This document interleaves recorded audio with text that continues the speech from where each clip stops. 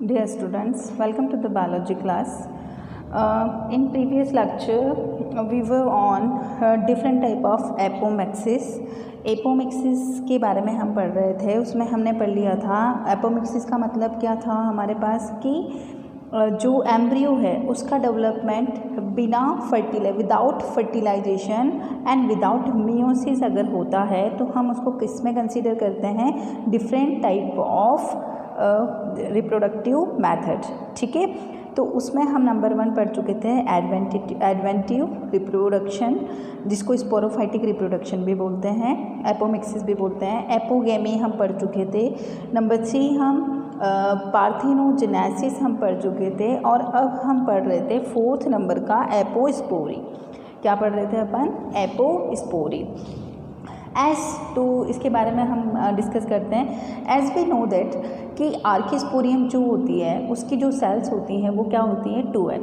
ठीक है, अब तक हमने बात की एम्ब्रियो की. और एम्ब्रियो किससे डेवलप होता है? एम्ब्रियो सेक से डेवलप होता है. तो हम स्पेशली एपोस्पोरी में हम बात करते हैं एम्ब्रियो सेक की. किसकी बात करते हैं? Embryo sac. तो अगर किसी भी आर्किस्पोरियम की 2n सेल से किसका डेवलपमेंट होता है? एम्ब्रियो सेक का डेवलपमेंट होता है, जो कि कैसा होना चाहिए? 2n ही होना चाहिए. तो उसको हम किस में क्या बोलते हैं? एपोस्पोरी बोलते हैं. क्लियर है?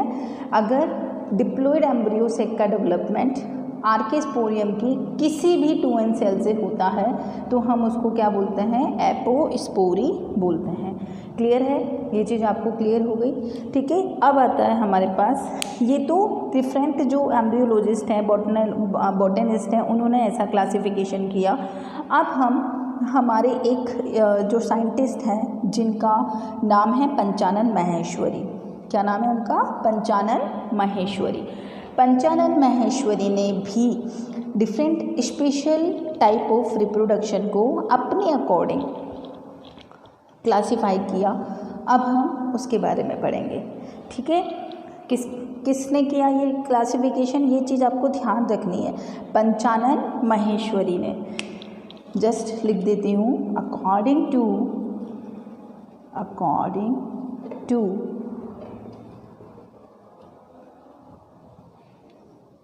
Panchanan Maheshwari, spelling it's okay, Panchanan Maheshwari. ठीक है, उन्होंने क्या किया? एपोमिक्सिस को ही या डिफरेंट टाइप ऑफ जो एपोमिक्सिस हैं उन्होंने उसको डिवाइड किया. किस किस में? 4 टाइप्स में डिवाइड किया. नंबर 1, वैसे तो 2 ही टाइप्स में डिवाइड किया था, रिकरेंट एंड नॉन रिकरेंट, लेकिन फिर उन्होंने बाद में 4 टाइप्स में उसको डिवाइड किया. तो नंबर 1 जो है हमारे पास वो क्या है? Non recurrent. एंड नंबर 2 क्या है? रिकरेंट. नंबर 3 जो है हमारे पास वो क्या है? एडवेंटिव, जो कि हम अभी भी इसके पहले भी पढ़ चुके हैं, एपोमिक्सिस. नंबर 4 जो है वो है वेजिटेटिव एपोमिक्सिस. ठीक है, किस बेस्ड पर ये डिवाइड किए गए हैं? इन्होंने किस बेसिस पर ये 4 टाइप्स डिवाइड किए हैं?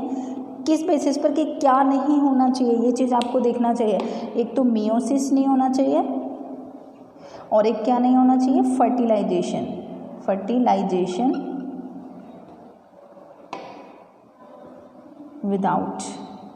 Without meiosis and fertilisation. ठीक है, ये इन्होंने डिवाइड किया स्पेशल टाइप ऑफ रिप्रोडक्शन जिसमें क्या होगा? विदाउट मियोसिस एंड फर्टिलाइजेशन के बिना जो भी प्रोसेस है उनको इन्होंने 4 टाइप्स में डिवाइड किया.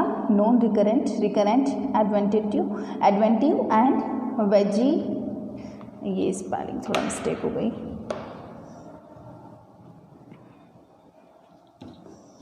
वेजिटेटिव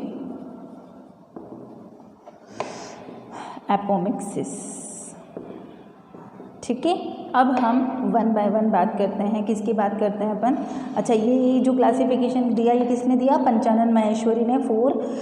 1 2 3 4 पार्ट्स में इन्होंने डिवाइड किया, non recurrent, recurrent, adventive and vegetative apomixis. ठीक है, अब हम बात करते हैं यहाँ पर किसकी बात कर रहे हैं,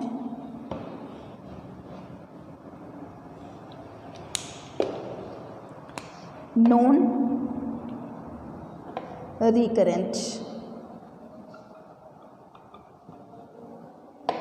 नॉन रिकरेंट। रिकरेंट का मतलब होता है कंटिन्यू, रिकरेंट का मतलब क्या होता है, कंटिन्यू। इस चीज़ का मतलब क्या होता है, कंटिन्यू, कंटिन्यू। ठीक है, तो इसमें जो भी चीज़ बनेगी वो आगे रिप्रोडक्शन में पार्टिसिपेट नहीं करेगी, मतलब वो अपनी जनरेशन को आगे नहीं ले जा सकती, इसलिए इसका प्रोसेस का नाम क्या दिया है, नॉन रिकरेंट।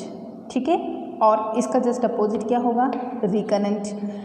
इसमें जो भी एम्ब्रियो बनेगा या इसमें जो इसका भी डेवलपमेंट होगा वो अपनी जनरेशन को आगे लेके जाएगा।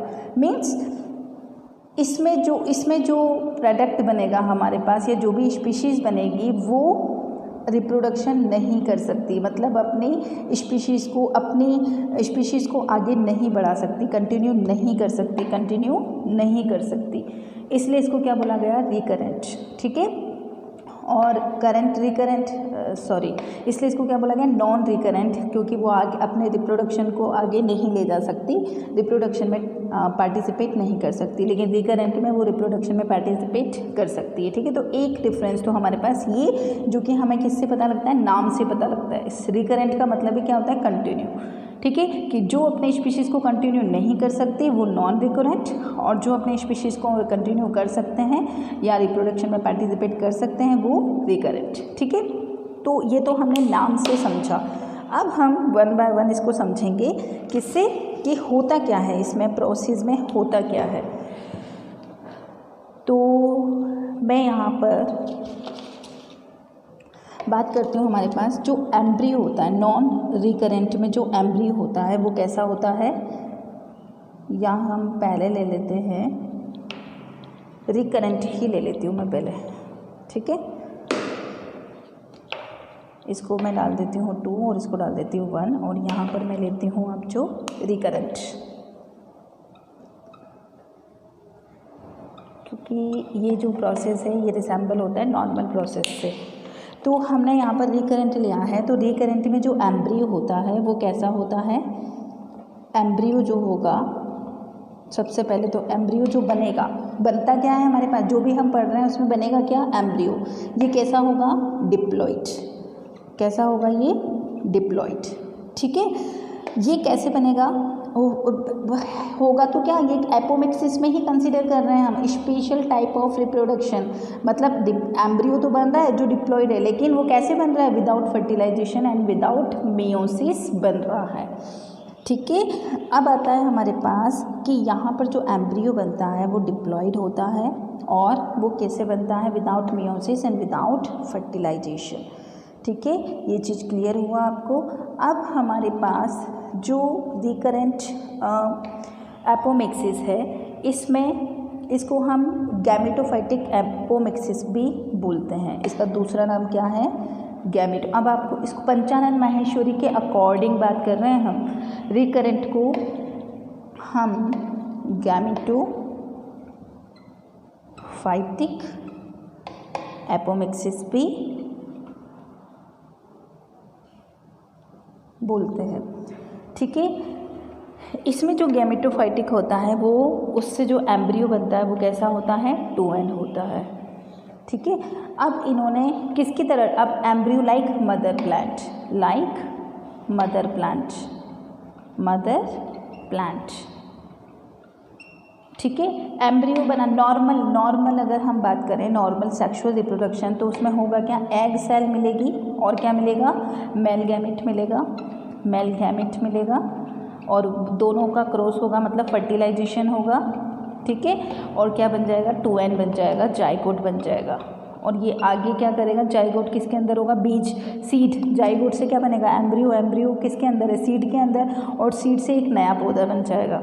ठीक है, तो इसका मतलब ये वाला जो प्रोसेस है ये किसकी तरह है, as it is mother plant की तरह है, क्योंकि यहाँ पर भी डिप्लॉइड जाइगोट बन रहा है और यहाँ पर भी डिप्लॉइड जाइगोट या डिप्लॉइड एम्ब्रियो बन रहा है। इसका मतलब ये क्या बनाएगा, आगे नई जनरेशन को बना सकता है। ठीक है, इसलिए हमने इसको क्या बोला, रिकरेंट बोला है।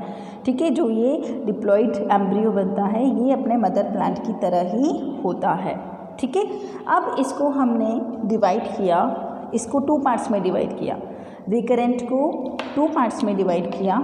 नंबर 1 जनरेटिव एपोस्पोरी, ये भी पढ़ा था अपन ने, बस नाम अलग अलग दे दिया। और नंबर 2 जो है A, B, नंबर 2 जो है वो क्या है, सोमेटिक एपोस्पोरी। किसके अकॉर्डिंग पढ़ रहे हैं अपन, ये पंचानन माहेश्वरी के अकॉर्डिंग। ठीक है, तो रिकरेंट को 2 पार्ट्स में डिवाइड किया, generative apospory and somatic apospory. तो जनरेटिव एपोस्पोरी हमसे क्या बोलता है कि एम्ब्रियो का डेवलपमेंट तो होगा, किसका डेवलपमेंट, एम्ब्रियो का डेवलपमेंट तो होगा, लेकिन वो किससे होगा,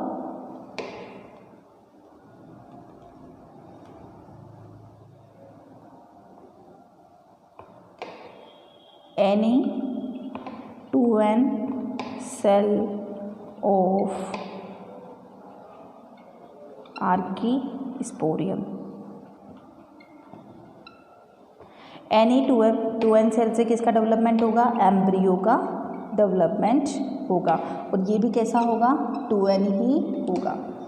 ठीक है, 2n तो है, रिकरेंट का मतलब ही 2n, एम्ब्रियो जो बनेगा वो कैसा बनेगा, 2n। लेकिन आर्कीस्पोरियम की किसी भी सेल से अगर किसका डेवलपमेंट होता है, एम्ब्रियो का डेवलपमेंट होता है, तो हम उसको क्या बोलेंगे, जनरेटिव एपोस्पोरी। और फिर इसके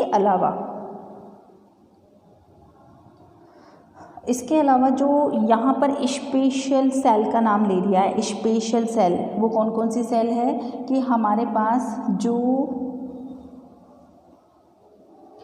न्यूसिलस जो कैसा है, 2n, या फिर इंटेग्यूमेंट, ये भी कैसा है, 2n।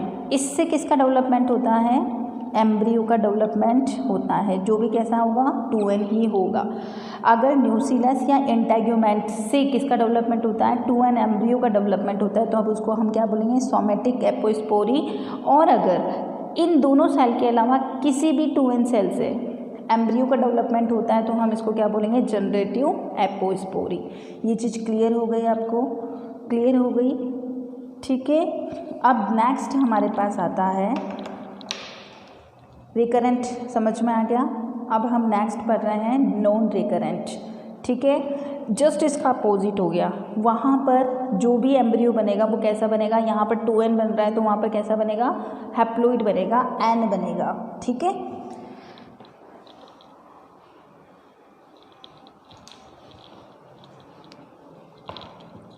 अब आता है हमारे पास नॉन रिकरेंट। नॉन रिकरेंट,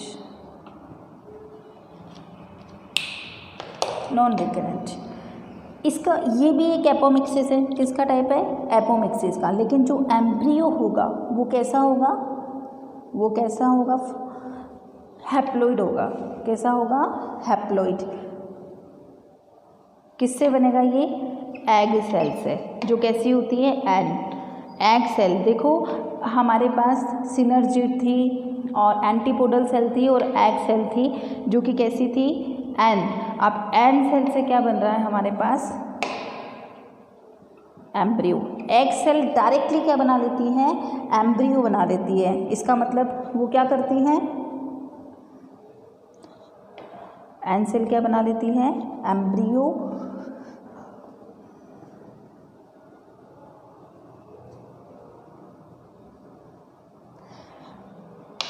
अब देखो इसके पहले वाला जो हमारे पास लेक्चर था उसमें मैंने आपको बताया था कि एग सेल जो होता है वो भी एन हैप्लॉइड होता है, और हैप्लॉइड से क्या बन रहा है, हैप्लॉइड बन रहा है, जिसको अपन ने क्या बोला था, पार्थेनोजेनेसिस। याद आया, पार्थेनोजेनेसिस। ठीक है, तो यहाँ पर जो पंचानन माहेश्वरी हैं उन्होंने पार्थेनोजेनेसिस को ही नाम दे दिया क्या, नॉन रिकरेंट। ठीक है, पार्थेनोजेनेसिस को ही उन्होंने क्या नाम दिया, नॉन रिकरेंट, क्योंकि ये जो पार्थेनोजेनेसिस से जो हैप्लॉइड बनते हैं ये रिप्रोडक्शन में पार्टिसिपेट नहीं करते हैं, स्टेराइल होते हैं। ये कैसे होते हैं, स्टेराइल। ठीक है, स्टेराइल होते हैं, रिप्रोडक्शन में पार्टिसिपेट नहीं करते हैं, अपने जनरेशन को आगे नहीं बढ़ा सकते हैं, इसलिए इसको क्या बोला गया, नॉन रिकरेंट। तो पार्थेनोजेनेसिस और नॉन रिकरेंट एक ही चीज़ है, ये चीज़ क्लियर हुई आपको। पार्थेनोजेनेसिस और नॉन रिकरेंट एक ही चीज़ है। ठीक है, बस। नेक्स्ट आता है हमारे पास, हमने ये पढ़ लिया, ये पढ़ लिया, अब आता है हमारे पास एडवेंटिव एपोमिक्सिस, जिसके बारे में हम पढ़ चुके हैं। ठीक है, उसमें होगा क्या, कुछ नहीं होगा। नेक्स्ट हमारे पास आता है नंबर 3, एडवेंटिव